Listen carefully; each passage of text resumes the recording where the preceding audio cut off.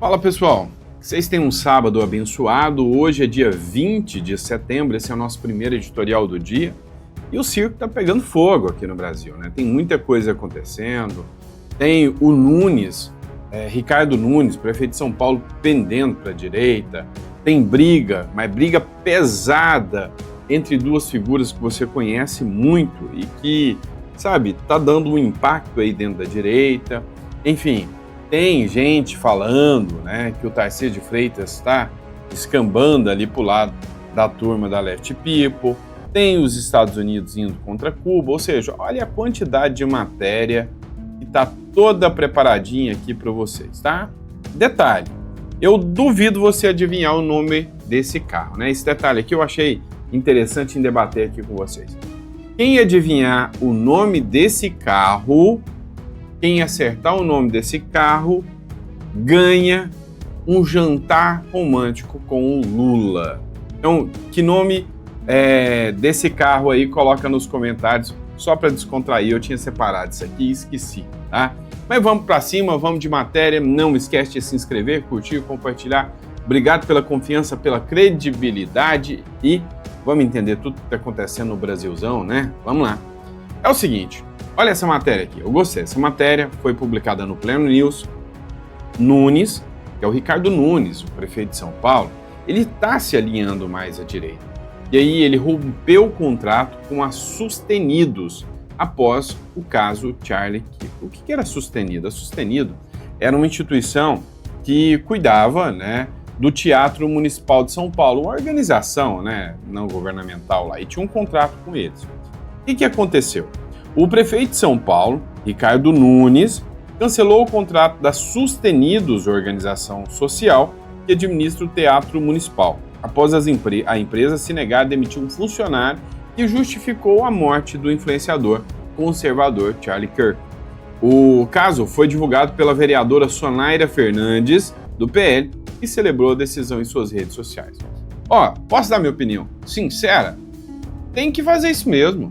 Afinal, né, é um monte de gente opressora, o tal do empregado é opressor, o empregador, né, o patrão é opressor, o patrão é malvadão, né? O patrão, ele é tão mal que ele não quer dar um emprego que você trabalha em home office uma vez por semana e ganha um salário aí de pelo menos R$8.000. Que é isso?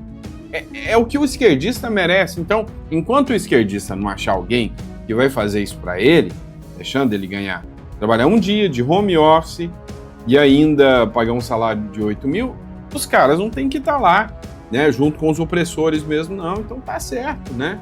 O que acontece? Gente que é extremista é tóxica. É tóxico. Então, concordo em número, gênero e grau.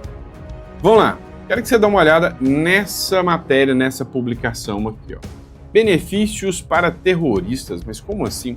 Cara, quando eu penso que esses caras não conseguem me surpreender, mas eles ainda arrumam um jeitinho para surpreender ainda mais. É assustador.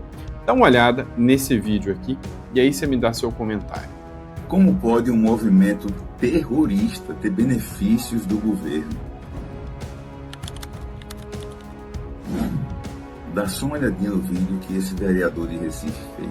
Ia fazer medicina na UFPE, agora ficou muito fácil. Mas só se você for do MST. Parece piada, né? Mas não é não. A UFPE abriu uma turma exclusiva para quem faz parte do MST. Ou seja, não tem que fazer cursinho, não tem que fazer ENEM, não tem que se matar de estudar. Basta agora você entrar para MST que vai virar médico. E detalhe, tá? Não é uma turminha pequena não. São 80 vagas exclusivas pro MST. Eu acho que eles cansaram de roubar a terra, querem roubar vaga na universidade agora. E o mais inacreditável disso tudo é que eles vão nem precisar fazer prova.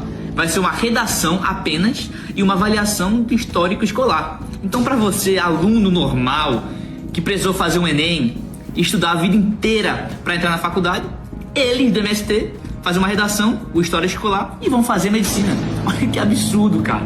Enquanto você se mata de estudar igual esse pessoal aqui, paga cursinho, vai para aulão, faz o ENEM, o governo simplesmente fecha as portas para você, entrega a medicina de bandeja para um grupo escolhido politicamente. Isso que está acontecendo aqui. Ao invés de selecionar os melhores para cuidar da vida, o que o governo está fazendo é uma escolha puramente ideológica. Não são os melhores que vão cuidar de você. É esse pessoal aqui. Aí a esquerda vai falar que é tudo por inclusão, mas não. Isso aqui é só uma forma de beneficiar os amiguinhos políticos dele. Mas tu consegue perceber que isso aqui vai muito além de vaga da universidade? O que a esquerda está fazendo é isso aqui, ó, criando a próxima geração de médicos militantes. Eles estão um pouco se importando com a educação. O que eles querem é um monte de soldado no meio da medicina.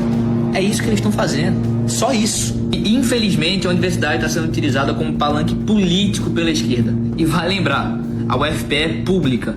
Então quem está financiando toda essa brincadeira somos nós. Então vamos mostrar para a UFPE que a gente não vai tolerar esse absurdo. Já compartilha esse vídeo aqui para todo mundo. E outra coisa, se você ficou indignado com isso também, igual eu fiquei, vai no perfil da UFPE e comente no último post deles, falando que é um absurdo isso acontecer e que exige que eles desliguem esse programa para o MST. Porque se depender da esquerda, esses aqui que vão ser os seus médicos nos próximos anos. Pois é. Como é que chama isso? Né? Democracia. Democracia é você poder ir lá, reclamar, falar, não, peraí, eu pago isso aqui, não estou satisfeito com isso, vocês têm que melhorar essa situação, não pode ser assim, eu não quero que seja assim. Isso aí se chama democracia, né? E é coisa que eles não gostam. Eles vão chamar de terrorista, de extremista, pode ter certeza, qualquer um que for lá reclamar. O UFPE, né? Vamos lá, próxima matéria. Vamos falar do Eduardo Tagliaferro, né?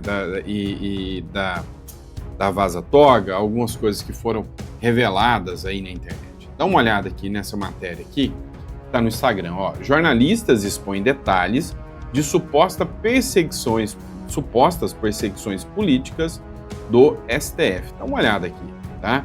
Acompanha aqui comigo. Teve um cidadão que publicou em 2018 criticando o Lula. Ademir Domingos. Domingos Pinto da Silva. Em 2018 ele publicou no Twitter criticando o Lula. Nunca mais ele publicou nada no Twitter. Na verdade ele fez alguns comentários, não entra como publicação, entra como comentário, como resposta. Ele criticando o Bolsonaro. Isso em 2018, ou seja, não era um bolsonarista. Tá. E ele estava no acampamento no dia 9 de janeiro vendendo camisetas. Ele era um vendedor ambulante. Então, você tem uma aglomeração grande de pessoas, um lugar perfeito para você vender sua mercadoria. Fez R$5.000. Ele, olha só, vendendo camisetas lá, ganhando o sustento da família dele, foi preso e foi certificado positivo, porque ele tinha uma publicação falando mal do Lula. Inclusive, quando eles classificam as pessoas nas certidões, eles escrevem a justificativa, né, pelo qual a pessoa é antidemocrática, por assim dizer. E tá lá, a aversão a Lula e ao Partido dos Trabalhadores. Quem assinou essa foi o Frederico Alvim. Frederico Alvim foi o criador do Departamento de Desinformação do TSE e foi chutado do departamento porque ele ousou ser maior do que o Deus Sol. Então, em que sentido? Ele colocava referência ao trabalho dele de pesquisa sobre desinformação, ou ele pode falar mais sobre isso. Acreditando a ele e não ao ministro Alexandre de Moraes. O ministro ficou furioso. Apaga tudo isso. E ele, segundo fontes, disse o seguinte, abre aspas, não deixarei que ele se promova com as minhas custas. Isso é o que se tornou o Brasil, né? Veja só, não deixarei que ele se promova às minhas custas. Qualquer país sério, esse tipo de escândalo aqui estaria em todos os jornais, em todas as manchetes, mas no Brasil eles simplesmente parecem ignorar e fingir que isso não acontece. Aí eles simplesmente fingem que isso nunca aconteceu no Brasil. Vamos lá, outra matéria aqui interessante também, ó. STJ barra prefeitos de usar redes pessoais para divulgar ações da prefeitura. Pois é, tem um certo prefeito que a acusação que paira sobre ele, inclusive, é que ele gastou milhões de reais para impulsionar o seu perfil oficial. E eu já tinha dito isso há muito tempo. Olha, esse tipo de coisa aí é a promoção, né, do próprio indivíduo com base no dinheiro público.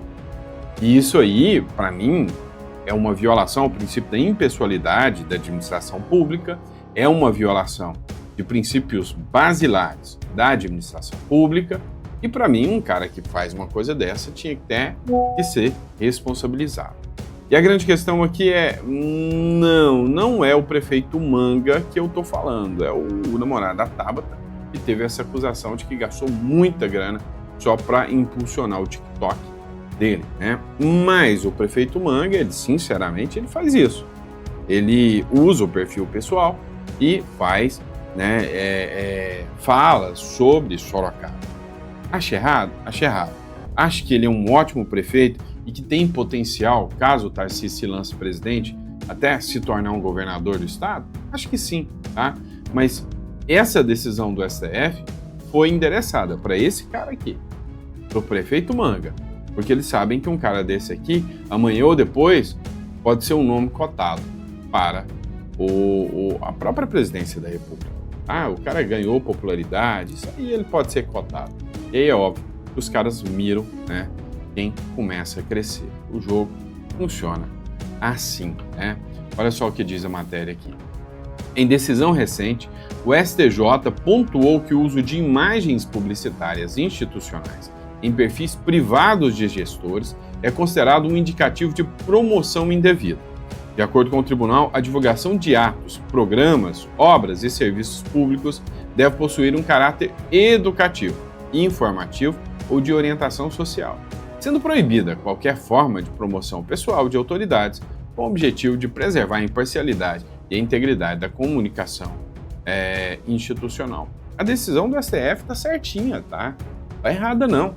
Juridicamente falando, é impecável. Quem sou eu para ser hipócrita aqui e ficar falando, eu tô aqui só para bater, para descer a lenha? Não, a decisão tá certinha. Agora, mesmo certinha, ela tem um destinatário? Tem um destinatário. A minha opinião, o destinatário aqui é o Manga, porque ele está crescendo muito, tá? É só a minha opinião, uma coisa que serve para alguma coisa, né? Vamos lá, pessoal. Vamos falar da Band News aqui. A Band News fez um vídeo, né? O Megali, ele fez um comentário que o Brasil não tem o menor risco de se tornar comunista. Não, claro que não. O Brasil, só porque o cara mais forte do Brasil, que é o presidente, tem anseios comunistas, só porque a Suprema Corte hoje está mais comunista do que nunca, a gente tem um risco disso? Esquece. Isso é bobagem. Dá uma olhada no que ele fala. Para mais de 80 mil pessoas em Brasília, um bispo de Goiás pede que Nossa Senhora Aparecida proteja o Brasil do comunismo. Fala, Rosane Kotoski. O pedido feito pelo bispo da Diocese de Formosa em Goiás, Dom Adair José Guimarães, a Nossa Senhora Aparecida, repercutiu entre fiéis e nas redes sociais. Adair participava do evento religioso Desperta Brasil, que foi realizado no estádio Mané Garrincha, no Distrito Federal, no sábado, e durante a oração, ele rogou para que a santa abençoasse o país e impedisse fome, guerra, doença e comunismo. Não é a primeira vez que o religioso se manifesta com conteúdos dessa natureza. Em 2024, ele defendeu os presos pelos atos de 8 de janeiro de 2023. É engraçado, né? Eu também, se Deus puder proteger, eu também não gostaria que o Brasil virasse um país comunista, mas é que essa é uma ameaça que não existe. A possibilidade do Brasil se tornar comunista é zero. Isso é propaganda, isso é lenda para enganar trouxa. Esse medo constante do comunismo. Olha, se houvesse o mínimo de uma ameaça comunista aqui no Brasil, contem comigo, tá? Eu entro na briga, eu farei de tudo para que isso não aconteça. Não tenho a menor vontade de que o Brasil, enfim, se torne algo parecido com o comunismo, mas é que essa ameaça não existe, minha gente. Vocês estão sonhando com um monstro embaixo da cama. E o cara fica pregando, oh, Deus nos livre do comunismo. Tudo bem, né? Direito a ser trouxa, a ser louco, tá na Constituição. Deixa ele. Pois é, né? Eu lembro muito bem, né, do Olavo de Carvalho anunciar que existe o Foro de São Paulo e os jornalistas todos dizendo, que é isso? Foro de São Paulo, isso é mentira. Fake news, né? Mentira, isso não existe, não é essa instituição malvadona que vocês postam por aí. Vamos lá. Na abertura do Foro de São Paulo, Lula diz que ser chamado de comunista é um motivo de orgulho. O presidente brasileiro ainda pediu que a esquerda sul-americana faça uma autocrítica sobre os erros cometidos nos últimos anos.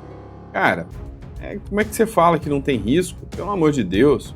O Folha de São Paulo é uma ameaça à democracia e ao Estado de Direito, matéria da Gazeta do Povo.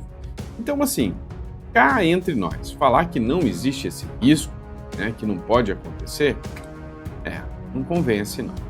Vamos falar do Paulinho da Força e do Tarcísio. Paulinho passa de aliado do Tarcísio a inimigo do bolsonarismo enquanto articula uma anistia light. Nem é uma anistia, né? É uma dosimetria, como ele mesmo diz. O encontro entre o deputado federal Paulinho da Força, escolhido pelo relator, como relator do PL da anistia, pelo presidente da Câmara, Hugo Mota, com o ex-presidente Michel Temer e o deputado federal Aécio Neves, em São Paulo, na noite dessa quinta-feira, teria contado com a participação remota dos ministros Alexandre de Moraes e Gilmar Mendes, do Supremo Tribunal Federal.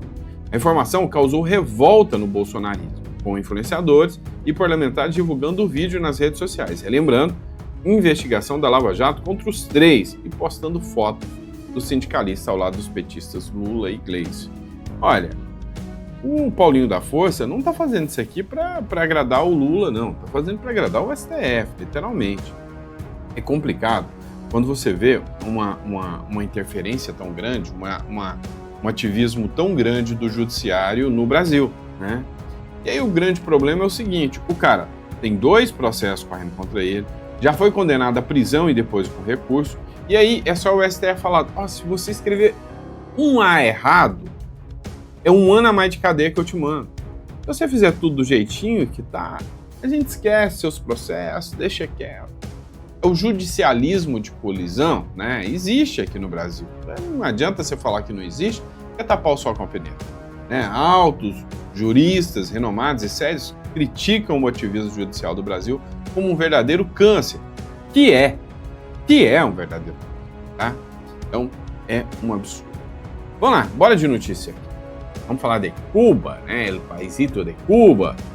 Europa e Estados Unidos unem forças numa histórica aliança mundial contra o regime cubano. Meu amigo.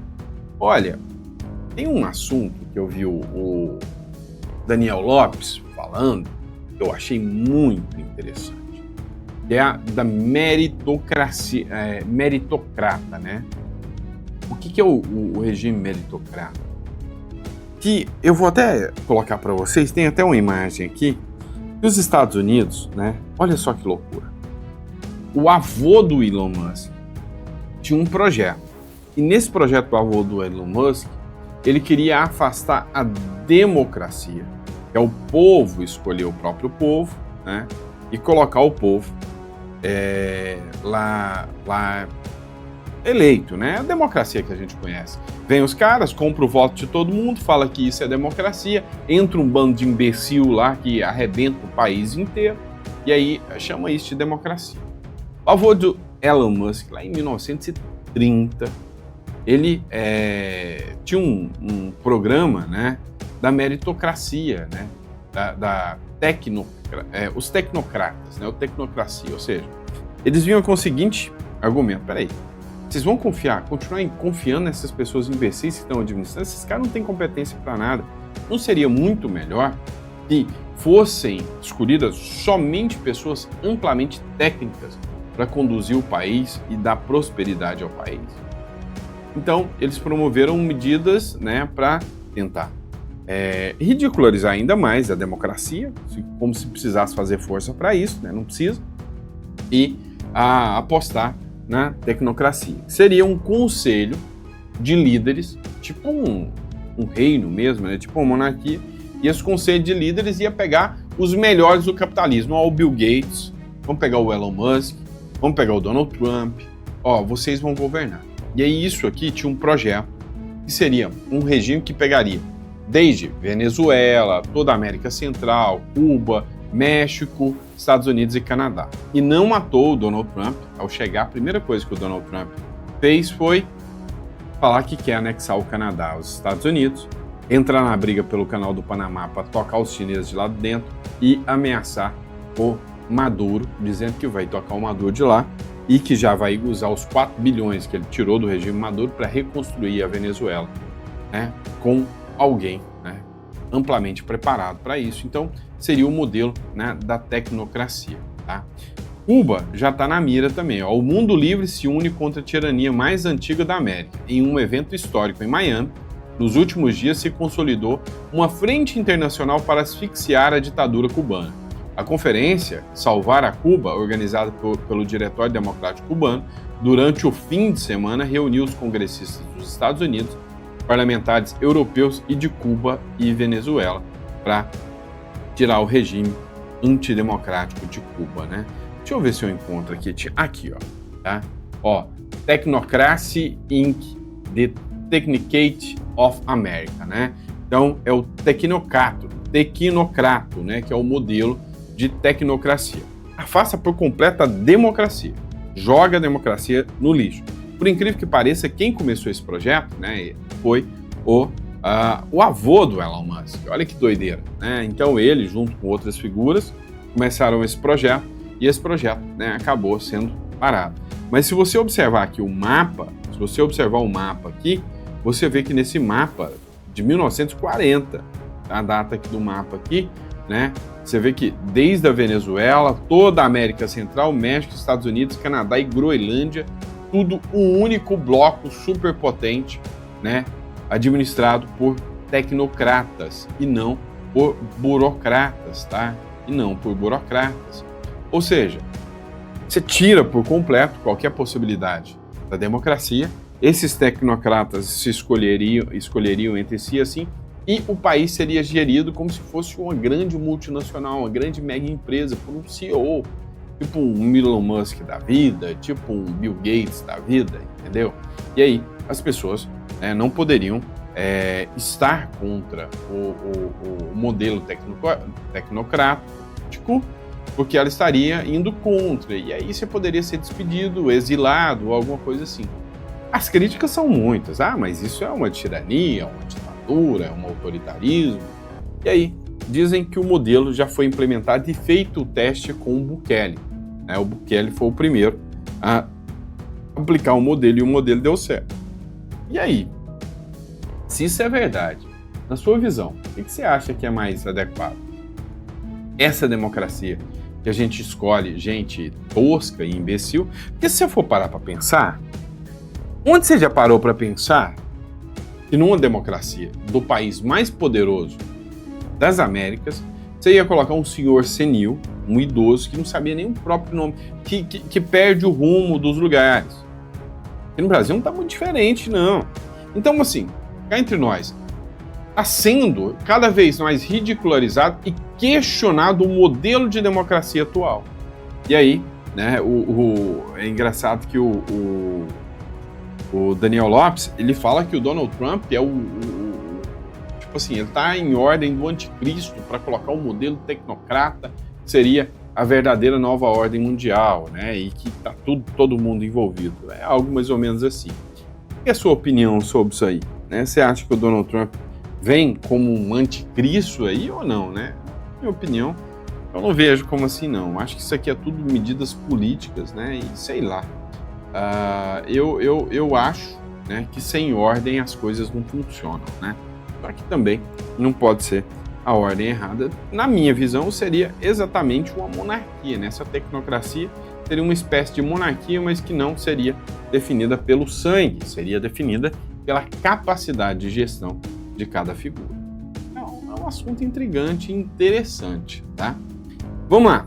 O ursunalista vermelha da Interpol é preso em Florianópolis. Estou esquecendo de fazer até essa transição, né? É preso em Florianópolis. E por que disso? Vamos lá. A Polícia Federal prendeu nesta quinta-feira em Florianópolis um estrangeiro que estava na lista de difusão vermelha da Interpol. O homem era considerado foragido pela Justiça da Rússia, onde respondia por supostas práticas do crime de estelionato.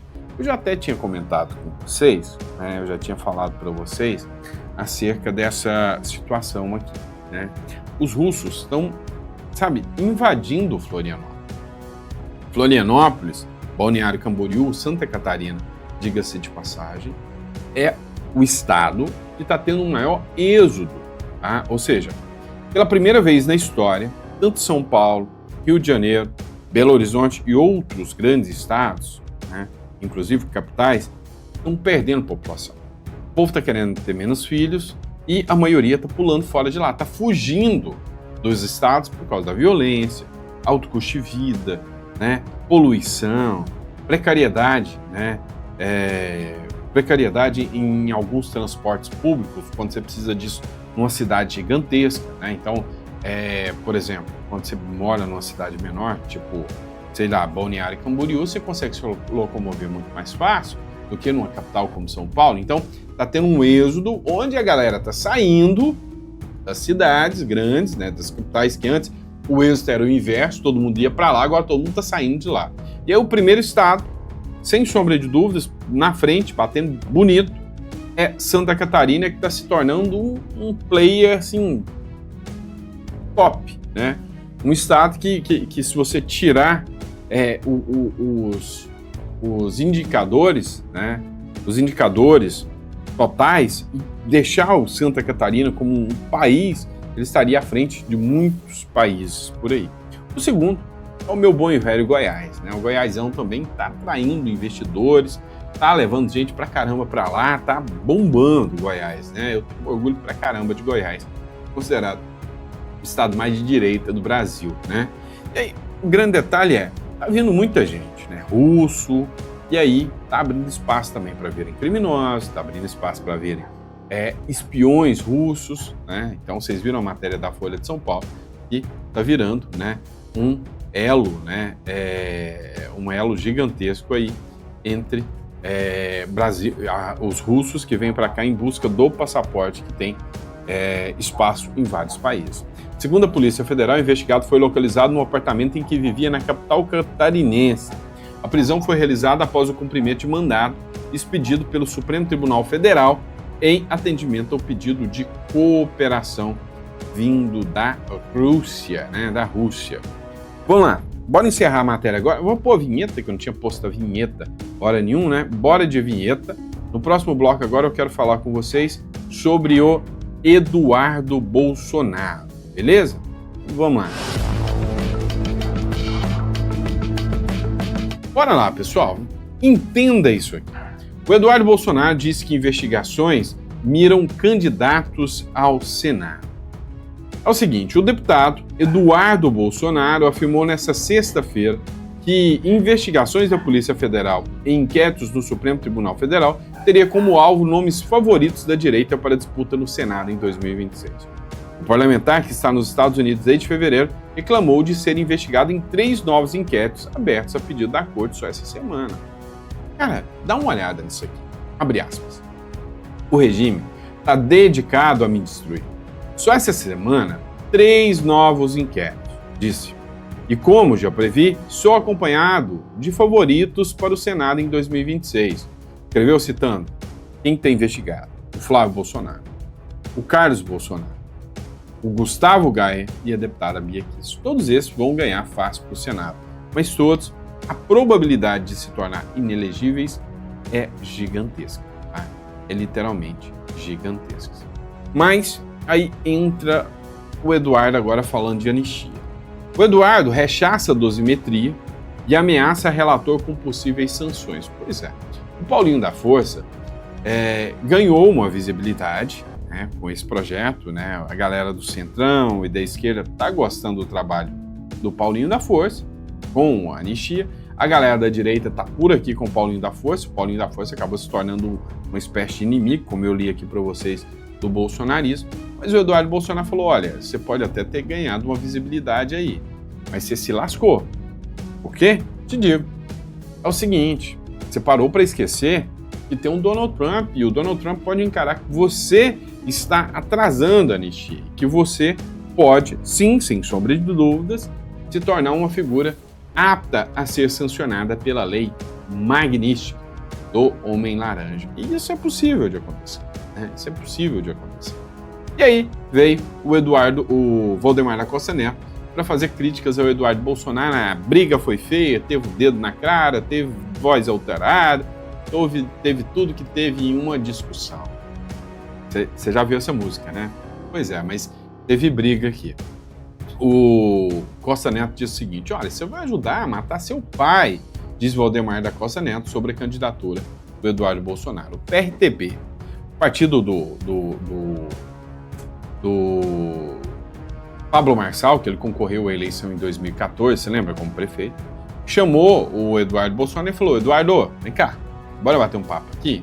O que você acha da gente lançar você como candidato a presidente? Você pode fazer campanha aí dos Estados Unidos, eu topo.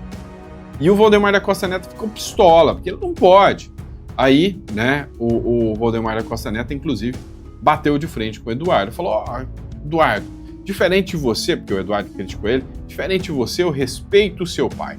Em entrevista ao jornalista Misael Mainetti, da Jovem Pan News, Valdemar afirmou: é canalice do Eduardo Bolsonaro, porque o Eduardo Bolsonaro chamou o Valdemar de canalha. Canalice é xingar o próprio pai e pensar que tem votos. Os votos são do seu pai, não os seus. Mas se o seu pai te escolher, vai ter o apoio do partido, diferente de você. Respeito muito o seu pai. Fecha aspas. A declaração ocorreu após Eduardo cobrar desculpas públicas, classificando como canalice a fala de Valdemar da Costa Neto, que disse que caso o deputado leve adiante o plano em discussão, isso representaria ajudar a matar o seu pai. Ou seja, se caso o Eduardo Bolsonaro resolva concorrer, isso ajudaria a matar o Bolsonaro. E aí vem aqui o Thomas, né? Breaking, traição inadmissível. O presidente do PL, Valdemar da Costa Neto, em um ataque de arrogância e ingratidão, declarou guerra à família Bolsonaro, afirmando que o deputado Eduardo Bolsonaro não tem votos e que ele não o respeita. A base conservadora exige uma resposta à altura contra essa facada nas costas. É um absurdo que membros do partido aceitem calados essa merda que o Valdemar fez. É inadmissível. E aí fica aquele negócio, né? Mais uma briguinha de roupa suja, isso aí já aconteceu um monte de vezes, né? Entre o Eduardo e o Valdemar da Costa Neto. Acho muito fora da casinha o Valdemar da Costa Neto dizer que o Eduardo não tem votos, os votos do Eduardo são vinculados ao pai dele. Até pouco tempo atrás, eu ia falar que o Valdemar estava certo, sim. Se não fosse o sobrenome Bolsonaro, o Eduardo Bolsonaro literalmente não tinha feito nada para ganhar o apoio, o apelo do público mais conservador, do público mais bolsonarista. Até que ele foi para os Estados Unidos e começou a fazer um reboliço lá, trazendo o Donald Trump para o meio da jogada. Isso fez com que o pessoal, que antes eu não via ninguém falando em Eduardo, presidente, depois que o Eduardo Bolsonaro começou a articular da forma que começou a articular lá nos Estados Unidos, eu vejo que hoje ele construiu, né, assim, está começando a construir o seu próprio alicerce além do nome Bolsonaro. É lógico que o nome é forte demais, mas além do nome Bolsonaro. Então o Valdemar da Costa Neto está errado em dizer que ele não tem voto nenhum. E para encerrar, né, canalice sem votos, diz Valdemar sobre Eduardo Bolsonaro em entrevista na Jovem Pan. Kobayashi, tá um casos de família da política brasileira, vou explicar por quê. Boa noite a você e para todo mundo que acompanha o jornal Jovem Pan. Conversei agora há pouco com o presidente do Partido Liberal, Valdemar Costa Neto, que me disse o seguinte, que diferente de Eduardo Bolsonaro, ele respeita muito Jair Bolsonaro. Em outras palavras, ele falou diretamente para Eduardo Bolsonaro, diferente de você, eu respeito muito o seu pai. Como é que a gente chegou nessa declaração hoje? Agora eu vou em ordem cronológica.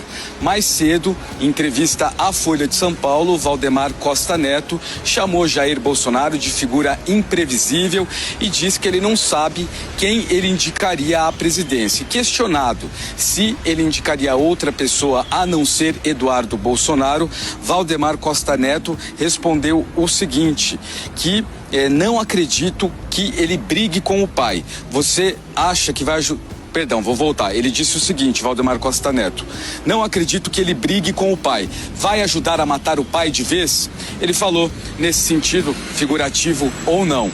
O que aconteceu depois? Uma reação por parte de Eduardo Bolsonaro.